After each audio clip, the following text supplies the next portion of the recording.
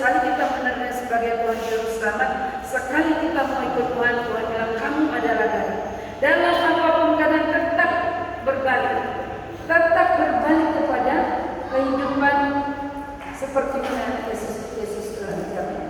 Walaupun kita mungkin keluarga bermula gaduh dia serangan, seperti peribahasa bilang, air dicincang tidak akan mulus. Bagaikan itu air, ketemu potong dia cincang terus. Tidak, sebab ikatan keluarga darah itu katanya.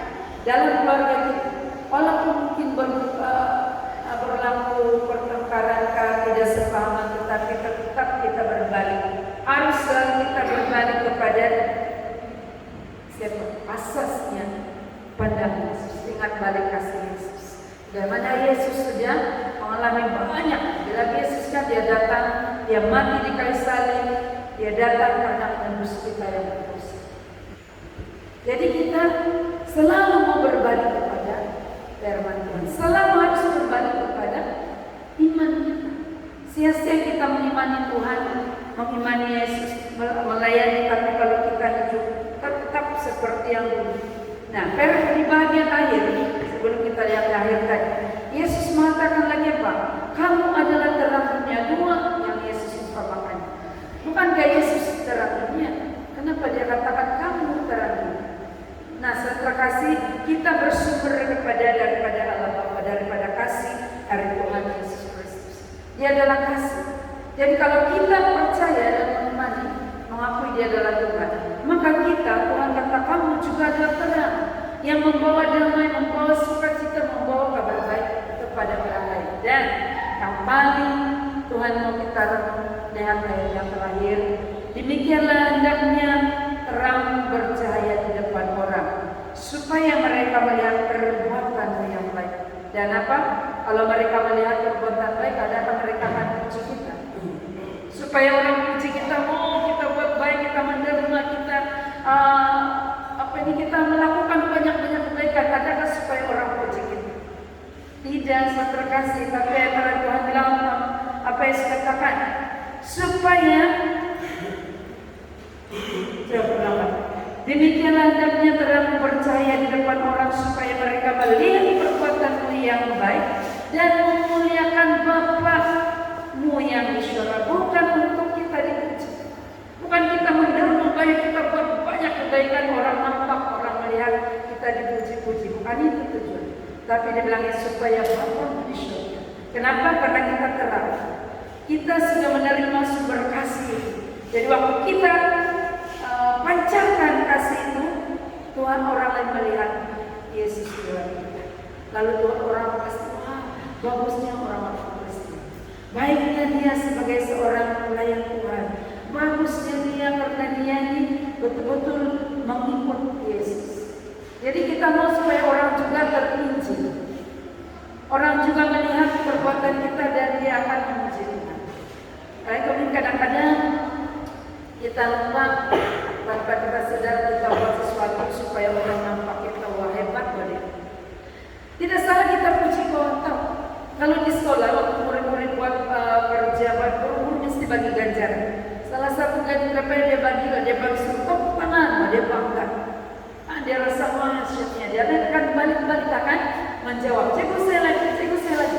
Dia pergi depan karena dipuji. Penting kita puji kawan kita. Waktu mereka main musik, kita bilang kita beri kemuliaan Tuhan karena mereka semua diberkati. Mesti kita bagi semua. Jangan orang sudah menyaksikan memuji-puji itu, ada memimpin pujian, dia main musik, penerbangan, apa aja. Tidak ada orang yang memberikan penghargaan kesalahan. Kita harus bagi penghargaan. Tuhan Yesus bilang mereka yang bekerja harus mendapat upah. Ya salah satu upahnya adalah kita bagi dia pujian yang benar-benar tulus. Jadi kita tidak salah memuji dia, tetapi pertama kita salah berikan kemuliaan untuk Tuhan karena kan selalu kita tidak bilang berikan kemuliaan kepada yang karena hebat. Tidak. Selalu kita kemuliaan kepada Bapa untuk dia. Karena di dalam dia kita melihat Tuhan bekerja dalam pribadi anak-anak Tuhan yang melayani hati, melayani semualah kita kan yang Tuhan sudah pakai. Terus terkasih, mari kita belajar satu perkara. Kita menjadi garam sehingga orang lain merindu kita, selalu ingin bersama kita, selalu mau dihiburkan oleh kita, selalu mau berfungsi dengan kita. Itu karena dia melihat ada sesuatu yang benar. Kita jadi terang sehingga orang lain juga akan mendapat berkat dan mereka pun mau kembali kepada Tuhan, bertobat.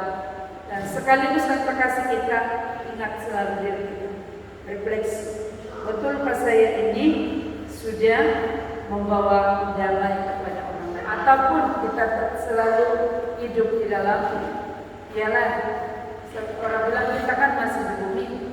Nah, dalam keadaan kita masih di bumi, kita harus selalu ingat kalian kita supaya kita tidak menjadi orang-orang yang apa dipanggil, hidup di dalam kepura-puraan. Nah, karena takut kawan, takut pada cari-cari, pengurus dicari sudah mana sudah pengurus bilang Mbak yang datang. Nah, sebenarnya banyak kita belajar. Saya belajar tau, saya sedikit. Kita mau belajar sama dari kita benar-benar sudah mengalami manusia baru. Nah, betulkah kita sudah mengalami satu perubahan dalam hidup kita? Kita bilang kita harus jadi manusia baru. Sudah ikut seminar begini mesti sudah jadi manusia baru. Salah satu contoh, mari kita uji diri. Kalau kita berdebat dengan sepelayan kita yang membuat kita marah-marah, kasihan kita masih seperti dulu. Kalau orang marah-marah tetap seperti dulu yang air membalas dendam. Tapi kalau kita sudah mulai belajar menerima, saya ingat dalam persiapan kita berdoa begini. Ada saya fungsikan. Kalau dia kita tidak dapat terima cara dia, kita berdoa, Tuhan bagi saya hati yang dapat menerima dia, menerima cara dia, sehingga kita doa diri kita pula.